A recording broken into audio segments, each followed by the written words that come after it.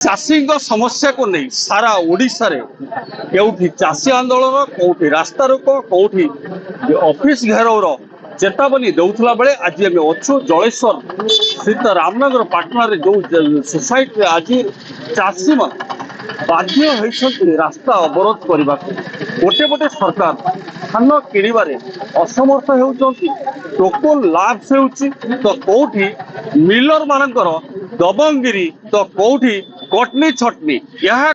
समग्र ओडिशा रे चाषी आंदोलन धीरे धीरे तीव्र होबारे लगी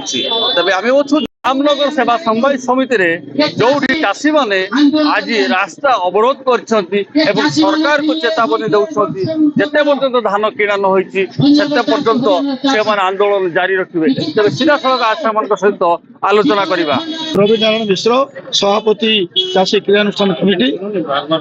आज आमे बाध्य ही चाषी क्रियानुष्ठान कमिटी जो कठोर पंथा अवलंबन करने को जाऊँ कारण चाषी माने जो माने पंजीकृत होती जो 464 जन चाषी पंजीकृत होती भर केवल मात्र 97 जन धान देती 125 रु ऊर्ध्व चाषी बर्तमान जो टोकन लैप्स करने को बसला से बर्तमान धान देना सब मानसिक चापर बर्तमान घरे अच्छा जो माने कष्टार्जित धान को संग्रह करी विक्रय करी सरकार जो अर्थ पाइबा कथा से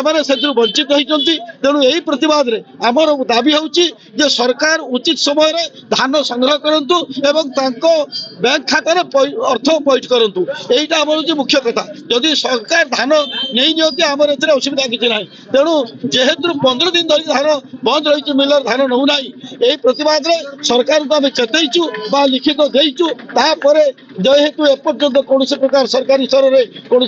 समाधान न बाध्य आज रास्ता को ओल्लैचु चाषी मान सहित तेणु जहाँ शुणुले चाषी चाषी मारण नीति जो सरकार अवलंबन करती चाषी मैंने हंतसंत होते राजरास्ता को ओल्लैंट से विषय आम सहित आउ भाई अच्छे कौन कहे मु मधुसूदन दास रामनगर पटना सभा समवाय समितिर पूर्वतन सभापति वर्तमान डायरेक्टर एवं चाषी क्रियानुष्ठान कमिटी जड़े सदस्य आजिकार जो विक्षोभ आजिकार जो बंद यार उद्देश्य जे चाषी ता हक ता न्याय दाबी ता न्याय पाइबा दरकार कहीं शुणुले आमर जो चाषी क्रियानुष्ठान कमिटी सभापति जो वक्तव्य रखुले जे 464 जन चाषी पंजीकृत करथिबा बेले वर्तमान मासे 17 दिन भितर मात्र 97 जन चाषी धान दबारे सक्षम होती ए बाबद में प्रशासनिक अधिकारी को बारंबार अवगत करते लिखित भाव में ईमेल रे टेलीफोन रे किंतु कौन प्रकार सुफल मिल पारा ना आम साधारण चाषी आम आ सरकार आ मिलर भितर कि प्रकार मधुचंद्रिका ताकू तो जानिबा असंभव तेबे हमर गोटे उद्देश्य कहा को आदु हैरान हरकत करिवार नहीं चाषी ता न्याय पाइबा पर्यंत एवं प्रशासनिक अधिकारी यही जगह को यही स्थल को आसी से सती प्रतिश्रुति दिंतु जे समस्त चाषी धान कौ प्रक्रिया रे कौ सिस्टम रे नेबे ताकू लिखित आकार प्रकाश कले आम निश्चित रूपे आम चाषी उद्देश्य साधन हबो चाषी न्याय पाइबे। तबे आपण शुणुले प्रशासन ए जगह को आसवा जो प्रकार से दाबी रखी या पूर्वर सर आप कहे कि पूर्व केतले समस्या उपस्थित मु पूर्वर एठारे डायरेक्टर थिली रामनगर पटना सोसाइटी रे एबे मध्य अछि माननीय सरकार पूर्वर ठीक समय धान किणुले अर्थ मध्य ठीक 7 दिन भितर पैठ होउतला दुखर विषय मु सरकार को धन्यवाद देवी 3100 टका धान करदेला सत चाषी भाई मान मन में बहुत खुशी है किंतु धान किणवार विलंब धानर कटली छटली जहाँ भी कर चाषी भाई मैंने मानि नहीं जहाँ भी आपण मैंने काटुंट आम से दुख ना किंतु धानटा आप नियंतु जो कष्ट उपार्जन करी रक्त आउटी आम धान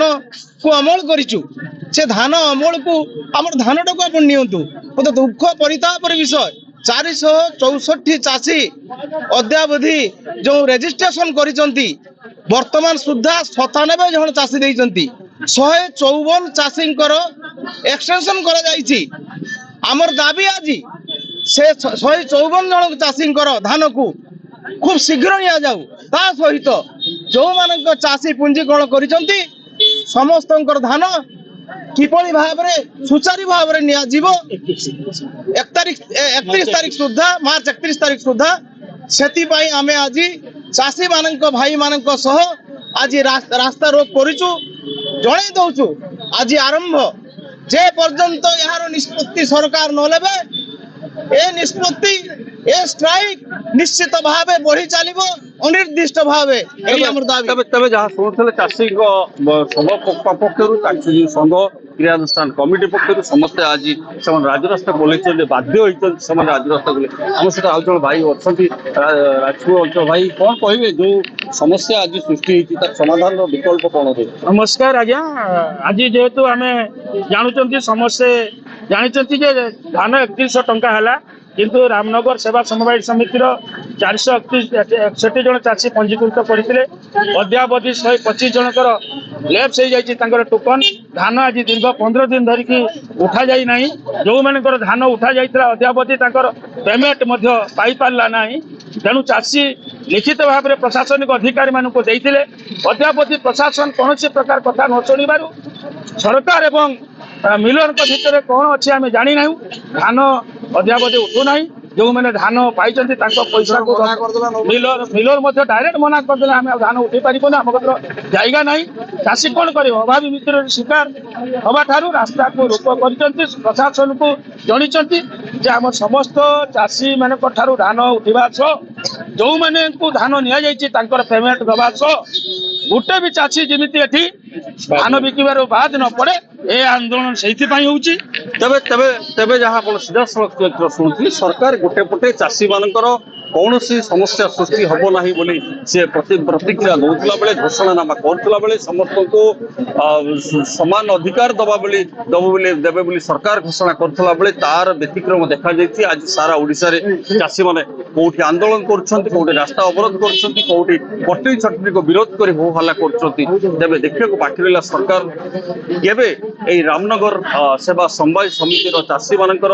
সমস্যাকে গুরুত্ব দেউଛନ୍ତି ଆଉ ତାକୁ ଉପଲବ୍ଧି କରି ସେମାନଙ୍କର ସମସ୍ୟାକୁ ସମାଧାନ କରୁଛନ୍ତି। ବାଲେଶ୍ୱର ଜିଲ୍ଲା ଜଳେଶ୍ୱରରୁ ବିନୋଦ ପ୍ରଧାନ।